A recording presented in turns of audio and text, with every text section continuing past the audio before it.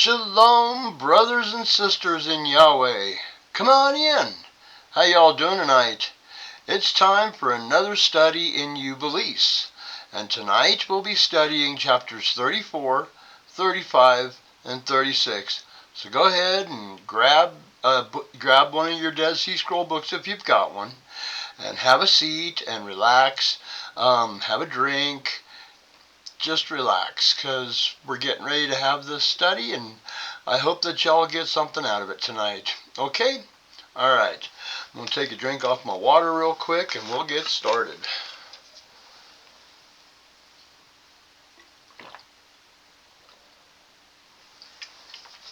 Alright, gang.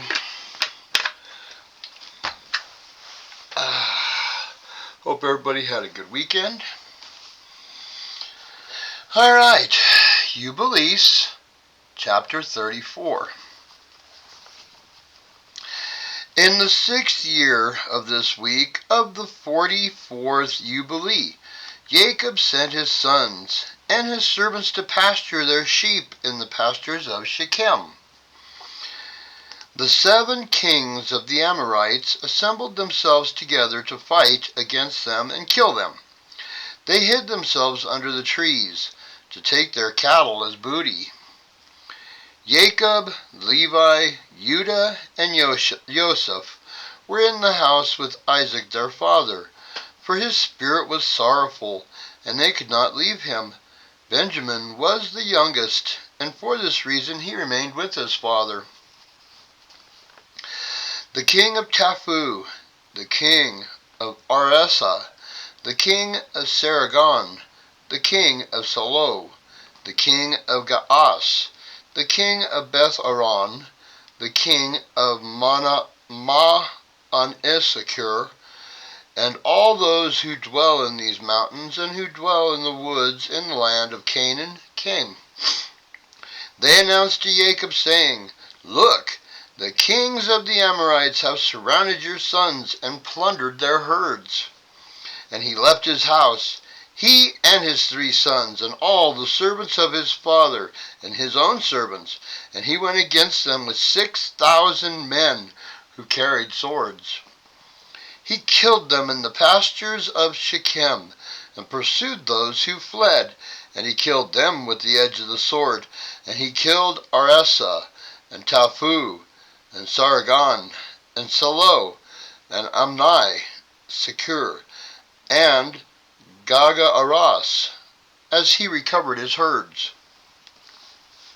He conquered them and imposed tribute on them, that they should pay him 5 fruit produces of their land. He built the cities of Rabal and Tamnateras.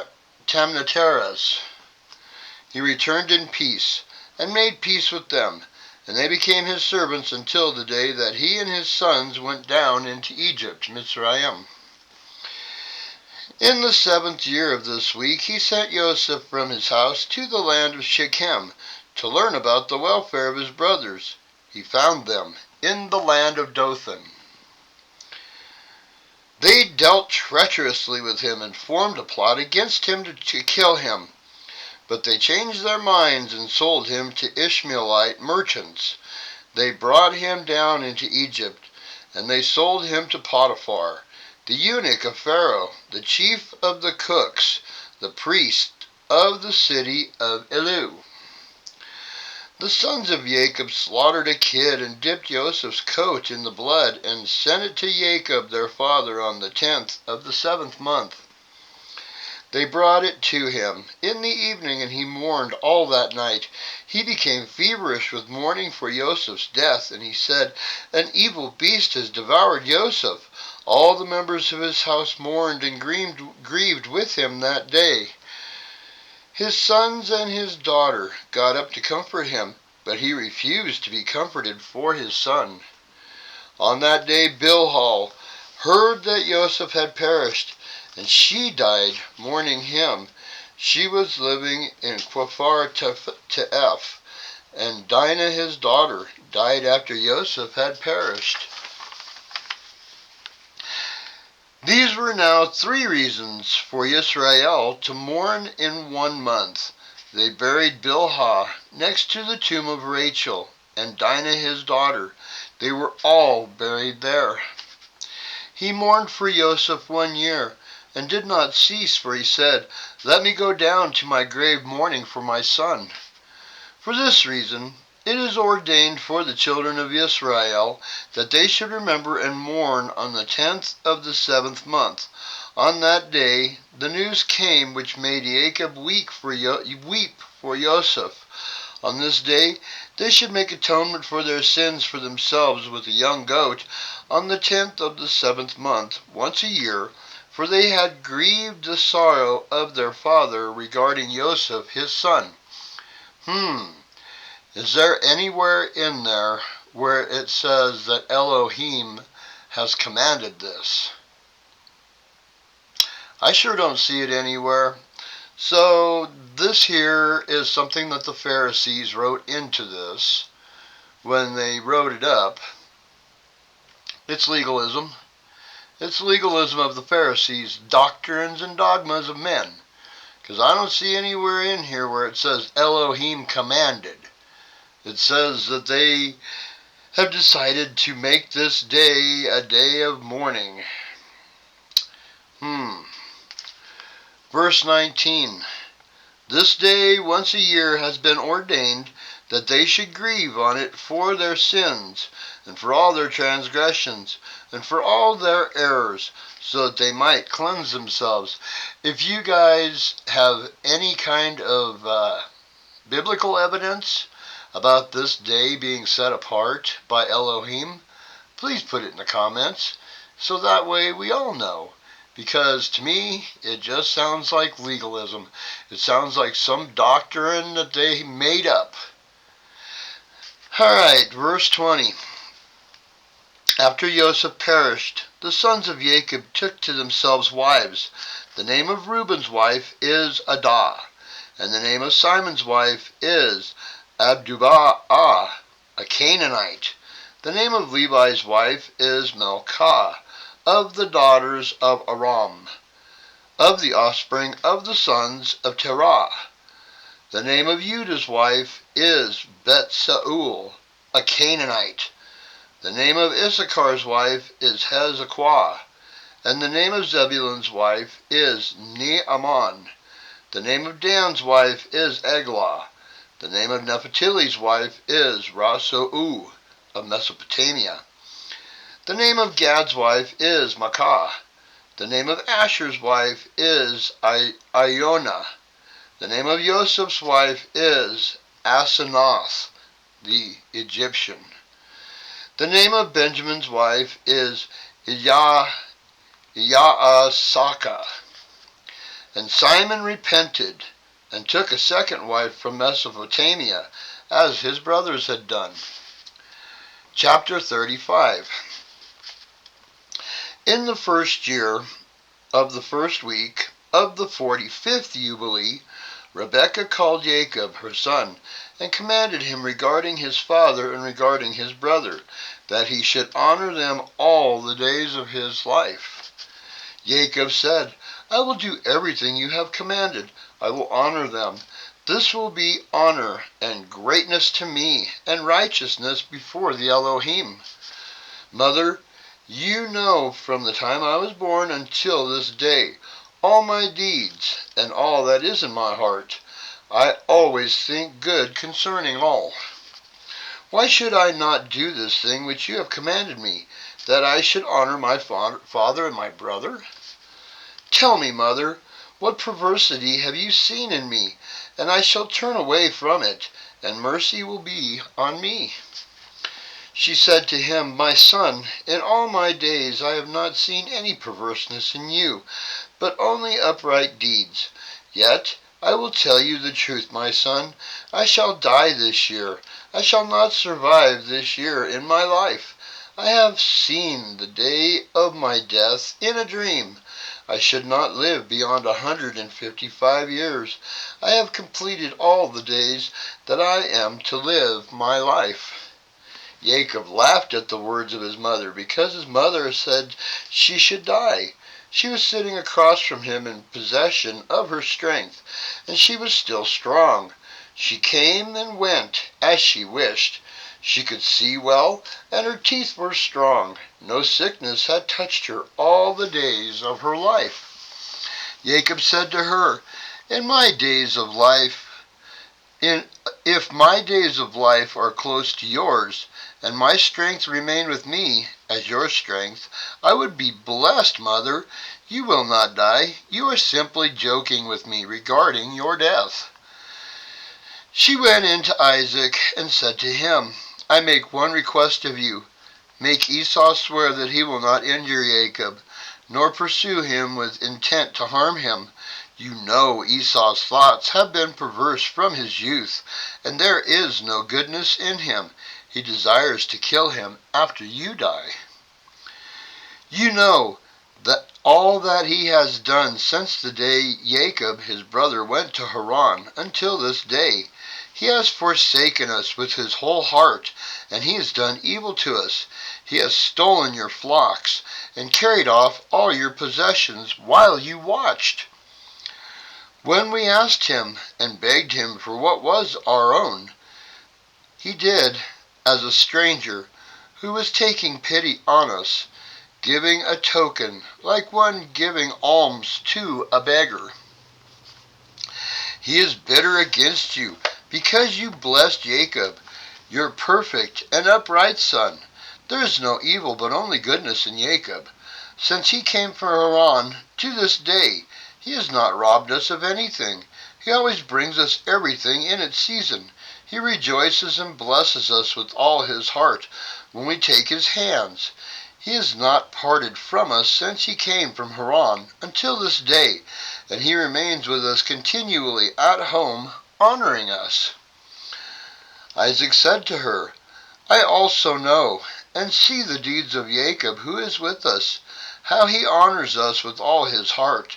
Before, I loved Esau more than Jacob because he was the firstborn, but now I love Jacob more than Esau, for Esau has done many evil deeds, and there is no righteousness in him. All his ways are unrighteousness and violence. My heart is troubled because of all his deeds. Neither he nor his offspring will be exempt, because they are those who will be destroyed from the earth, and who will be rooted out from under heaven. He and his children have forsaken Yahweh of Abraham, and gone after his wives' gods, and after their uncleanness, and after their error. You told me to make him swear that he will not kill Jacob his brother, but even if he swears, he will not abide by his oath. He will not do good, but evil only. If he desires to kill Jacob his brother, then into Jacob's hands he will be given. He will not escape from Jacob's hands. Do not be afraid for Jacob, for the guardian of Jacob is great, powerful, honored, and praised more than the guardian of Esau. Rebekah called for Esau, and he came to her, and she said to him, I have a request of you, my son. Promise to do it, my son. He said, I will do everything that you say to me, and I will not refuse your request. She said to him, I ask you that the day I die, you will take me in and bury me near Sarah, your father's mother, and that you and Jacob will love each other, and that neither will desire evil against the other, but have mutual love only. Do this so you will prosper, my son, and be honored in all of the land, and no enemy will rejoice over you. You will be a blessing and a mercy in the eyes of all those that love you. He said, I will do all that you have told me. I shall bury you on the day you die near Sarah, my father's mother, and as you have desired, that her bones may be near your bones.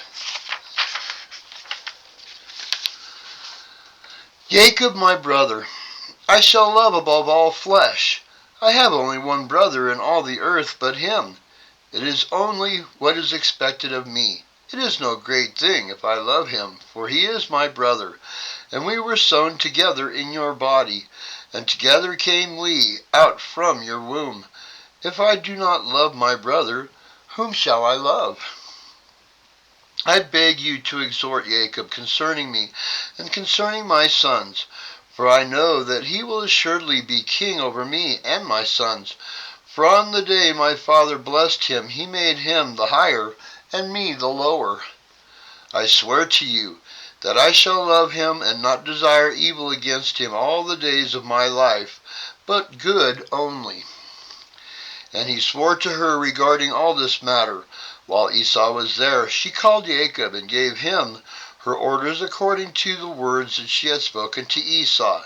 He said, I shall do your pleasure. Believe me that no evil will proceed from me or from my sons against Esau.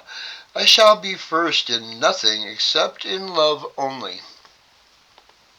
She and her sons ate and drank that night, and she died. 3 jubilees and 1 week, and 1 year old on that night. Her 2 sons, Esau and Jacob, buried her in the double cave near Sarah, their father's mother. Chapter 36. In the 6th year of this week, Isaac called his 2 sons, Esau and Jacob, and they came to him. And he said to them, My sons, I am going the way of my fathers, to the eternal house where my fathers are. Bury me near Abraham, my father, in the double cave, in the field of Ephron the Hittite, where Abraham purchased a sepulchre to bury in. Bury me in the sepulchre I dug for myself. I command you, my sons, to practice righteousness and uprightness on the earth, so that the Elohim may do to you what he said he would do to Abraham and to his offspring. Love one another. Love your brothers as a man who loves his own soul. Let each seek how he may benefit his brother, and act together on the earth. Let them love each other as their own souls. I command and warn you to reject idols. Hate them, and do not love them. They are fully deceptive to those that worship them, and for those that bow down to them. Remember remember Yahweh, Elohim of Abraham, your father, and how I worshipped him and served him in righteousness and in joy, that Elohim might multiply you and increase your offspring as the multitude of stars in heaven, and establish you on the earth as the plant of righteousness, which will not be rooted out to all the generations forever. And now I shall make you swear a great oath, for there is no oath which is greater than that which is by the name glorious, honored, great, splendid, wonderful, and mighty, which created the heavens and the earth and all things together, that you will fear him and worship him. Each will love his brother with affection and righteousness, neither will desire to do evil against his brother from now on forever, all the days of your life, so that you may prosper in all your deeds and not be destroyed. If either of you plans evil against his brother, know that he that plans evil shall fall into his brother's hand, and shall be rooted out of the land of the living, and his offspring shall be destroyed from under heaven. But on that day there will be a turbulence, curses, wrath, anger, and will he burn his land and his city, and all that is his, with devouring fire like the fire he sent to burn Sodom.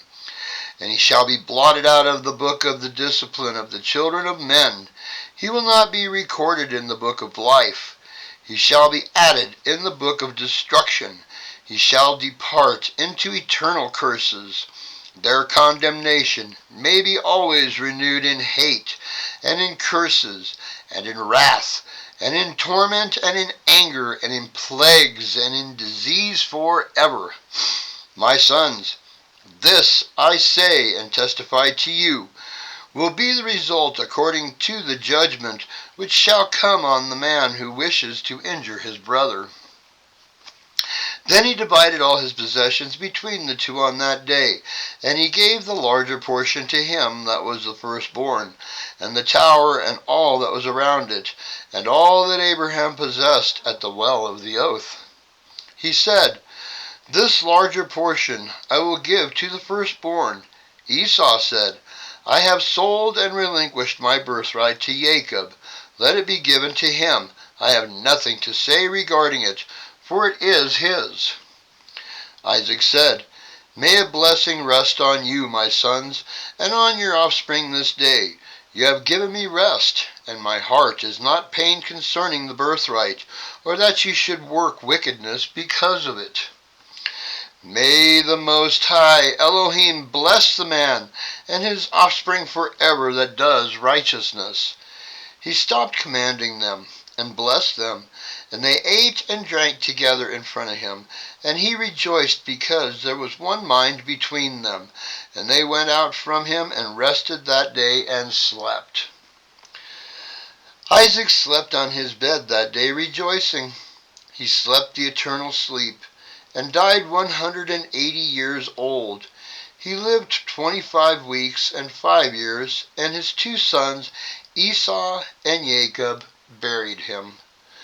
After that Esau went to the land of Edom, to the mountain of Seir, and lived there.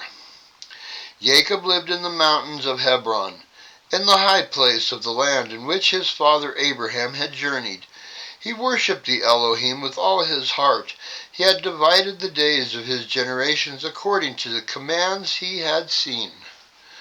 Leah, his wife, died in the 4th year of the 2nd week of the 45th Jubilee, and he buried her in the double cave near Rebekah his mother, to the left of the grave of Sarah, his father's mother. All her sons and his sons came to mourn over Leah, his wife, with him, and to comfort him regarding her. He was lamenting her, for he loved her greatly after Rachel, her sister, died. She was perfect and upright in all her ways, and she honored Jacob. All the days that she lived with him, he did not hear from her mouth a harsh word, for she was gentle, peaceable, upright, and honorable. He remembered all the deeds she had done during her life, and he lamented her greatly. He loved her with all his heart and with all his soul. So after all of that, after all the stuff that happened with Laban, after Laban sneaked her in instead of Rachel, and the fact that she had doe eyes, weak eyes, Jacob loved her completely, and grieved that she had, and lamented that she had passed. Well, I guess we'll see if that promise that Esau made, if he'll go through with it or not. Because Jacob will, and now Jacob has the majority of Isaac's inheritance. So I guess we'll have to see what happens next in chapter 37, which we'll go over on Thursday. Yeah, Thursday will be the next study in Jubilees. Okay? See some legalism going on here.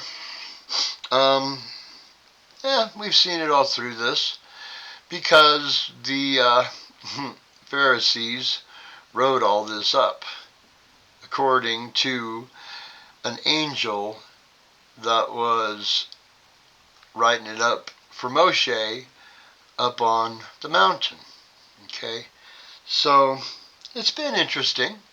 It goes along pretty good with the Bible. There's a few spots that are a little bit different, and some information that we're gathering along the way that does coincide with the Bible. It just kind of fills in the pictures a little bit for us. You know, that old 64 box of crayons we get out every once in a while to color in the picture. But I think it's a pretty good study. Well, I thank you for joining me, and I thank you for sticking with it. I'm so glad to have y'all here with me to study and to learn and to enhance our knowledge and understanding of our Elohim, Yahweh. Thank you so very much. Yah bless you all, and you have a great night. Shalom.